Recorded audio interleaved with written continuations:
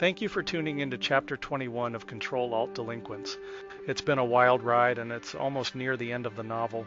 At the time of this production, I am currently on Chapter 9 of the new novel, and I'm going to try and sprint to have it done before the end of October.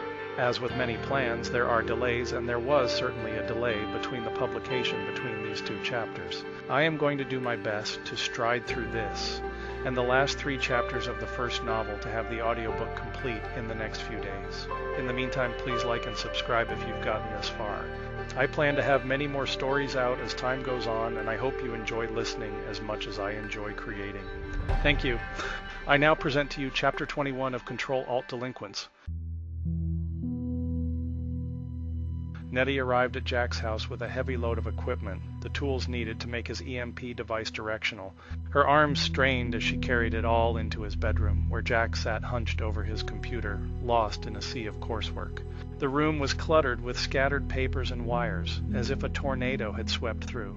Nettie set to work unloading and organizing the equipment, while Jack continued to wrestle with his assignments. Growing curious, Nettie made her way around Jack's chair and peered over his shoulder to see what was causing him trouble.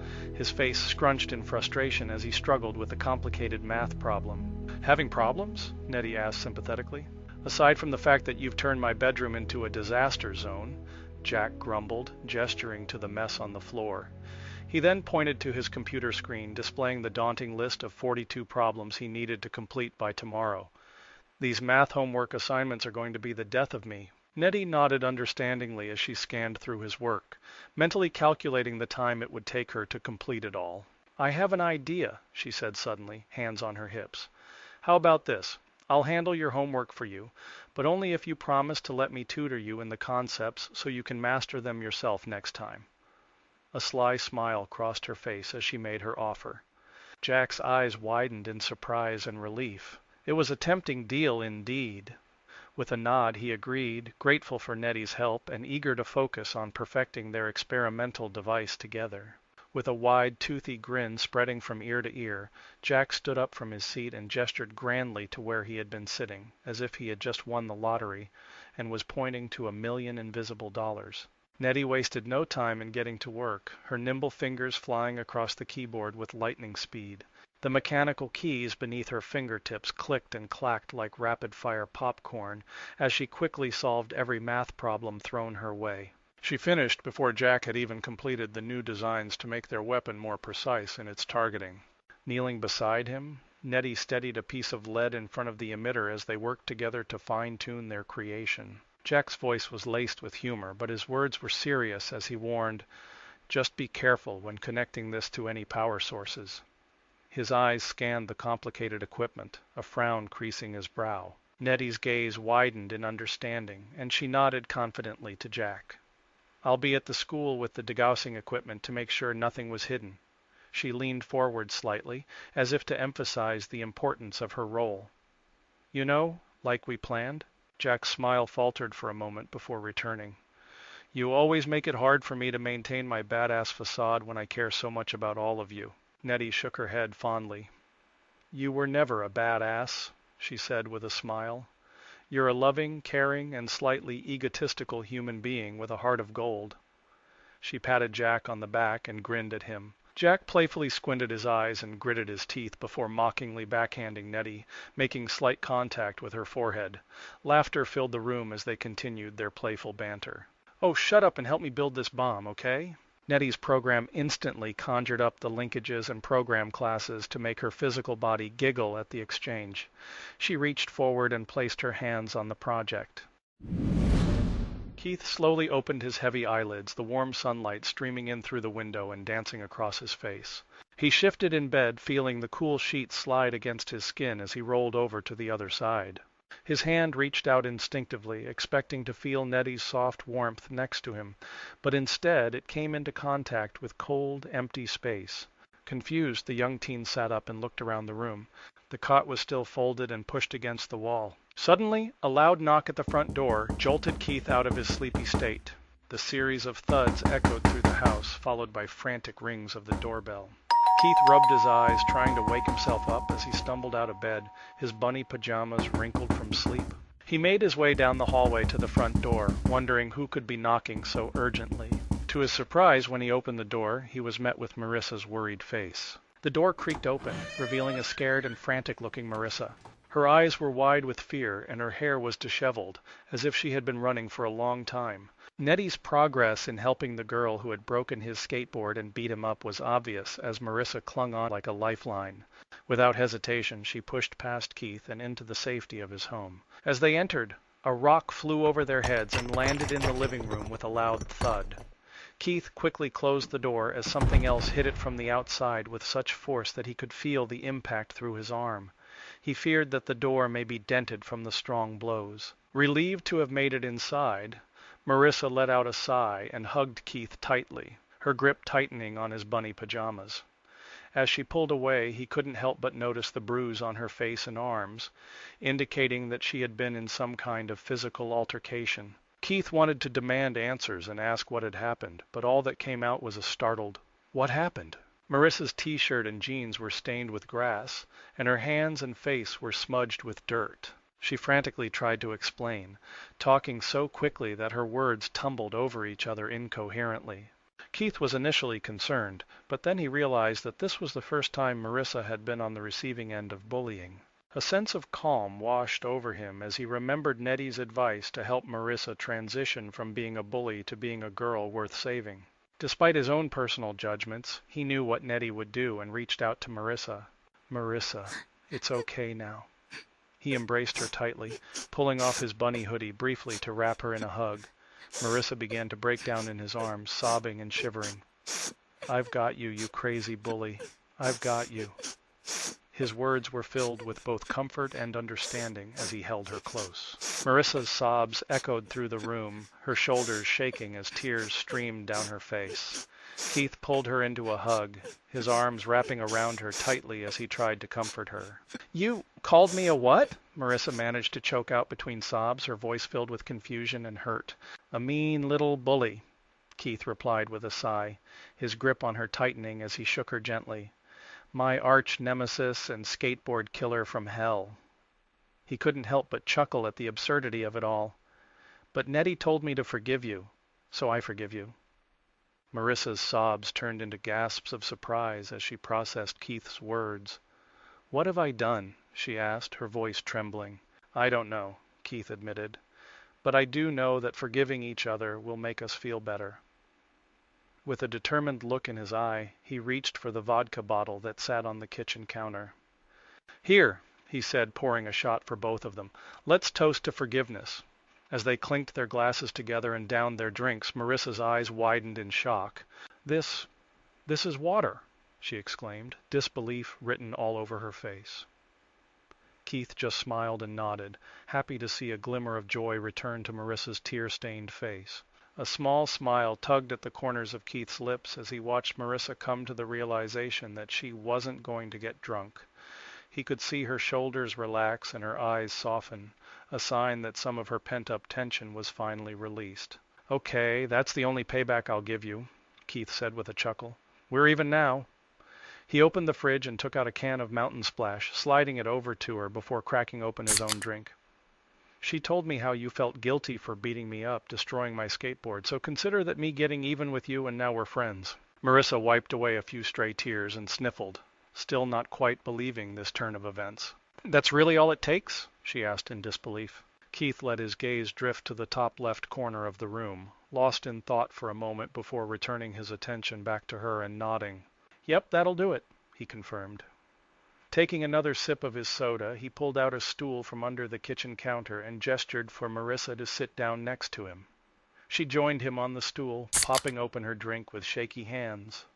The silence between them was comfortable, a sign that their friendship had been effortlessly restored. Keith shook his head, his eyebrows furrowing as he gazed down at the soda in his hand. The carbonated bubbles danced and popped against the glass, creating a soothing soundtrack to the tense moments. "Why the hell not?" His voice was filled with frustration as he looked up at Marissa. Marissa, sitting up straight with her shoulders squared, tilted her head to the side in contemplation. Her chest rose and fell with each breath as she considered her response. "It's not easy to just forgive like that," she finally said, her voice tinged with a hint of sadness. Keith's expression remained unchanged as he repeated his question, "Why the hell not?" A small smile played on Marissa's lips as she looked away for a moment before turning back towards Keith on her stool. She wiped the remaining tears from her eyes and sniffled, a mix of emotions evident on her face, from the previous pain to a newfound sense of understanding and perhaps even forgiveness. "I heard what Angelica did to you, how she, Chris, and Dean tricked you into going skinny dipping with your sister and then running off knowing Dean's parents were coming home to catch you." "Yeah, so?" Keith asked. "So," Marissa shrugged her shoulders, "I don't see you forgiving her. There's a big difference between you and Angelica, Chris, and Dean." "What's that?" Marissa asked confidently, as if not expecting an answer she would ever accept. She sat her soda down on the table and slid it out of the way and rested one hand on top of the other. Keith wasted no time answering. "You're not trying to beat the shit out of me with a skateboard anymore. Angelica's still trying to hurt me, Chris is still trying to make fun of me, and Dean is still trying to play dirty tricks on me. You are sitting in my kitchen having a soda with me and confiding in me while trying to actually understand how I think." Marissa's emerald eyes widened in surprise and her breath caught in her throat. Keith couldn't help but watch as her jaw dropped open, her gaze shifting downwards and to the right as if she had been struck by something unexpected. Slowly, she turned her head towards Keith, then shifted her entire body to face him, her expression morphing into one of awe and realization. It was as if a light had suddenly been shed on him, revealing a new side that she had never seen before. "You are not who I thought you were, Keith." Keith's hand reached over and effortlessly slid the soda back in front of Marissa. His movements were smooth and controlled like a trained dancer. As he spoke, his voice had a slight edge to it, as if he was holding back emotions. "You aren't who you thought you were either," Keith continued, his eyes meeting Marissa's with intensity. "So, I guess your academic education isn't the only thing Nettie is succeeding in helping you with." He stood up from the bar, the weight of his words lingering in the air. Marissa watched him walk into his bedroom, her curiosity piqued. She followed him inside, taking in the small space that served as Keith's sanctuary. The walls were adorned with posters of musicians and athletes, giving insight into his interests and passions. "She sleeps on that cot?" Marissa asked, gesturing towards the simple bed in the corner of the room. She couldn't help but feel a twinge of sympathy for Nettie, living in such humble conditions while trying to make a difference in others' lives. Keith hesitated before deciding to keep the specifics of Nettie's sleeping arrangements a secret for now. As he began to remove his bunny PJs, Keith nodded in response to Marissa's confused expression. "Could you close the door?" he asked politely. Marissa raised a skeptical eyebrow as Keith stopped stripping down. It suddenly occurred to him that he had never explained their frequent skinny dipping sessions to Marissa, and it also meant that he considered her a true friend if he was willing to shower with her just on the other side of the bedroom door. "Oh!" Keith's eyes widened in realization. "I'm sorry, you can turn around." "You get naked with all your friends?" Marissa asked, turning away as Keith grabbed his clothes for the day and hopped into the bathtub. He quickly pulled the shower curtain closed before getting completely undressed. All Marissa could see was a deflated bunny suit flying over the top of the shower curtain, leaving her imagination to fill in the rest. As Keith showered on the other side of the curtain, Marissa watched his shadow dance through the frosted privacy barrier. The sound of water cascading down the tiles filled the small bathroom, almost drowning out their conversation. "Remember that little trick Dean tried to pull on Nettie and I?" Keith asked, his voice muffled by the spray. Marissa couldn't help but smile at the memory. "Yeah," I was like, "just the one who told you I knew about it a minute ago. What does that have to do with us?" Keith finished rinsing off as he explained how he had shown up at Jack's house with Nettie that night. How they had all ended up skinny dipping in Jack's backyard as a way to show Keith that sneaking through the neighborhood naked wasn't a big deal. It had become a sort of thing for their group, just like karaoke at Rockin' Ricky's bar. Hearing this, Marissa couldn't resist a laugh. "Okay, well, I'm all for being friendly, but let me think on the skinny dipping thing before I ever go over to Jack's." The thought of bearing it all in front of her friends made her cheeks flush with embarrassment. The sound of the shower turning off echoed through the bathroom as Marissa watched, mesmerized, as a towel was pulled over the shower curtain rod. She could hear Keith humming a tune under his breath as he emerged from behind the curtain, clad in nothing but a towel. The soft fabric clung to his damp skin, and she couldn't help but admire the way it accentuated his muscular physique. Without a word, Keith reached for his clothes, pulling out underwear, jeans, and a t-shirt from his bag. Marissa's eyes followed his movements, taking in every detail as he dressed himself. She felt her cheeks flush as she realized she was watching him get dressed. Breaking the silence, Keith spoke up. "Well, my mom found out about the skinny dipping anyway, and she bought us all bathing suits, so there's nothing to worry about." Marissa nodded, trying to hide her embarrassment at being caught staring. But a small smile tugged at the corners of her lips as she watched Keith tie his shoes with practiced ease. Suddenly an idea popped into Marissa's head. If Jack and Candace are together now and they skinny dip together, did they ever, you know? She trailed off suggestively, wiggling her fingers in a suggestive manner. Keith's eyes widened in shock before shaking his head vigorously. Marissa couldn't help but giggle at his reaction, feeling a newfound sense of playfulness between them. "Oh no. In fact, there's a rule Jack's parents have for the pool. No sex in the pool. Nobody's doing anything." "Well, where do they have sex then?" Keith blinked a few times at Marissa's question. "At your mom's house, you know that," Keith joked. Keith quickly realized that Marissa's throwing skills were not as accurate as Nettie's, as she scrambled for his pillows and hurled them at him with frantic speed. Keith couldn't help but laugh as he used the computer chair as a makeshift shield, dodging the fluffy projectiles while Marissa grabbed items from his room to throw at him. As the chaos continued, Keith couldn't help but feel a sense of relief that this was a much more light-hearted game than their previous encounters where he had to avoid being attacked with a skateboard. He playfully teased Marissa about it, causing her to pause in her throwing frenzy and look at him with a serious expression. Sensing that his comment may have struck a chord with her, Keith stood up and approached her as she motioned for him to come closer. Unsure of what was happening, he followed her lead, and she pulled him into a hug without saying a word. Keith hesitated for a moment before gently wrapping his arms around her too, understanding that this was their way of silently acknowledging their past and finding comfort in each other's embrace. "Nettie told me you could forgive me. I didn't believe anyone could. I always thought it was like a fork in the road that changes my life in one way only. I don't know how to drive a car," Keith whispered while he hugged her. "But I know enough about cars to know that they have reverse." He felt Marissa's body shake against him as she chuckled and sniffled slightly. "I lost a lot of myself to do what I did. She told me I could take the chance and you'd be a better friend than any friend I had. That losing them, to have you, her, Jack." "Nettie tends to be always right," Keith admitted. "I lost everything to take this chance. Billy, Sandra, Daphne." Keith knew she was talking about people like Billy even if he had never really met Sandra or Daphne. He kept her in the hug and nodded. "You got more than you lost." "Yeah," Marissa said as she wiped her eyes while resting her head on Keith's shoulder. "But now you have people throwing shit at your front door." "I bet you never hugged Billy like this. Is that worth some sort of gain in contrast to having shit all over my front door?" Keith asked. Marissa closed her eyes and smiled as she chuckled through her teeth. Keith smiled and laughed with her. "You're all right," Keith said. "Thanks." The trio, Nettie, Jack, and Candace, walked down the street together toward Cassie's house after spending a few more hours perfecting the EMP device. As they passed the leafy, well-manicured part of the neighborhood where Candace lived, they were serenaded by the sounds of splashing and joyful laughter coming from either Chris or Dean's backyard. The sound was infectious, causing them to pause in their tracks and just listen. Nettie couldn't help but wonder what her companions were thinking as they stood there, basking in the warm, midday sunlight. It was still Saturday afternoon, which meant that Dean's parents were most likely working at their family gas station.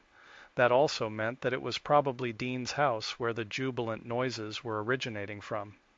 Jack stood with his arms crossed, a thoughtful expression on his face as they took in the happy sounds of laughter and splashing. "Maybe I should get my drone," he suggested, a mischievous glint in his eye. Candace playfully chided him. "No way, we're the architects of what's coming to them." With determined grins on their faces, the three continued on their journey to Cassie's house, excited for what was to come. A subtle electric current seemed to spark within Nettie's programmed brain, as her lips curled upwards and her spine tingled in a strangely pleasurable way.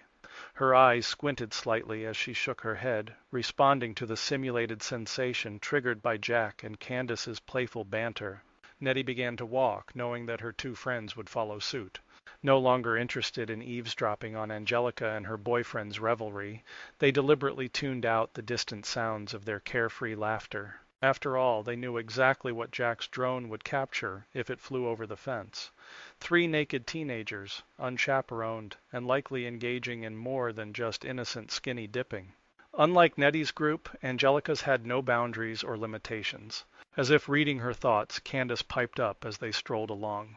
"Maybe she'll end up pregnant," she quipped with a mischievous smirk. A gentle chuckle escaped Jack's lips, followed by a burst of laughter from Nettie. Her programming dictated that she respond in kind, breaking the silence among the 3 of them. But her mind was still reeling from the unexpected negative comment. Jack's voice echoed through the street as he spoke his thoughts out loud. "Do you think if they're both filling her with their nasty baby batter at the same time, that it's possible for her to have twins, with one belonging to Chris and the other to Dean?"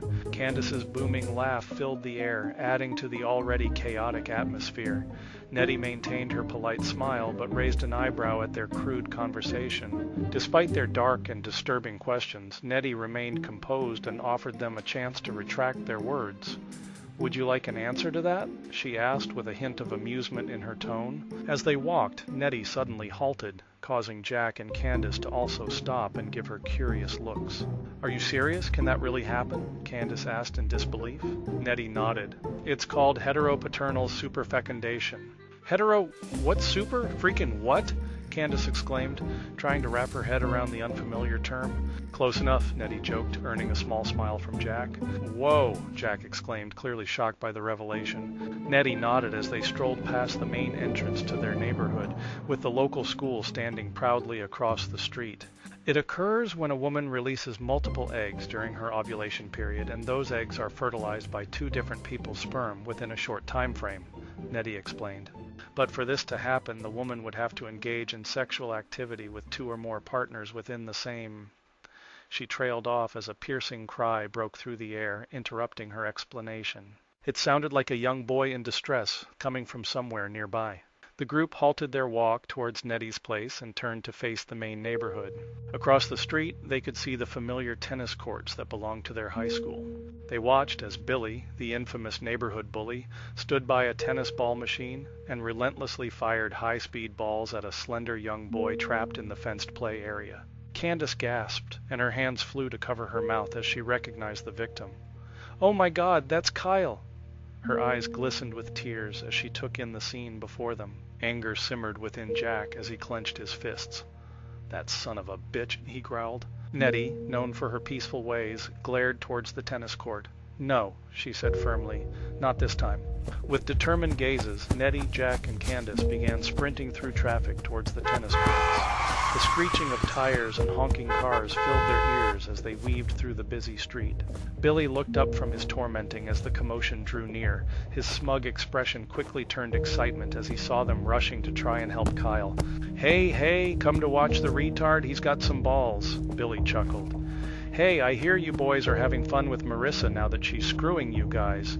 I had her first, though. Stretched her out for you." Nettie's process protocols raced in her internal code as she picked her pace up while approaching the door on the fence, her eyes widening as she saw that Billy had cruelly zip-tied it shut. Her friend Kyle's screams of pain echoed in her ears, his helpless broken voice piercing through the air. The young boy was crouched on the ground with his hands bound behind his back, desperately trying to dodge the barrage of balls being launched at him. Enraged, Jack stormed towards the fuse box for the lighting system, determined to take down these bullies once and for all.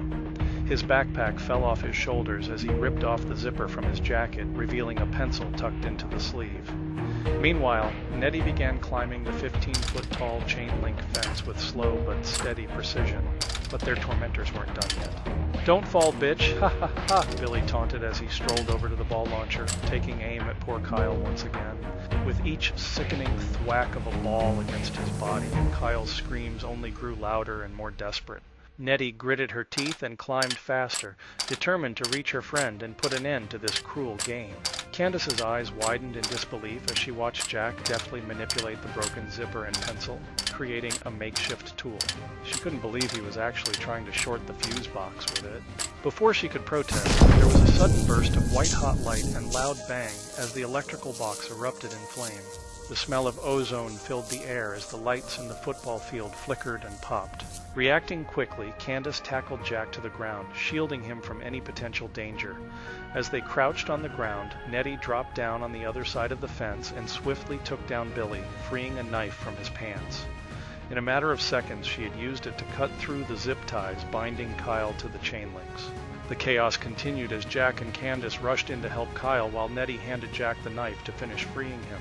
Their hearts were racing as they realized they had narrowly escaped serious injury or worse. But Nettie's cool demeanor remained unchanged. Her programming always put her comrades' safety first. She knew that by giving Jack the task of freeing Kyle, Candace would be less likely to send Billy to the hospital for his actions. "Come on, Kyle." Jack gently scooped the smaller boy up in his arms, despite them being in the same grade. Kyle cried out, his voice filled with pain and despair as he clung to Jack while they made their way out of the tennis court. Candace angrily spat in Billy's general direction before she and Nettie followed behind Jack and Kyle. She forcefully threw Billy's knife far off into the trees on the other end of the tennis court gates. Nettie held Kyle's hand tightly, trying to comfort him as Jack carried him away. "Where's your cell phone, buddy?" Candace asked worriedly. Broke it," Kyle managed to say between sobs and gasps. "Let's get him to my place," Nettie suggested. "We can find his parents' number when we get there." As they crossed the street, they could see that several motorists had already stopped to watch the commotion. One of them was a senior at their high school who was now recording the entire incident on their phone. "Oh no, not again." Nettie sighed in frustration. The last thing they needed was for this embarrassing moment to be captured and spread around the school.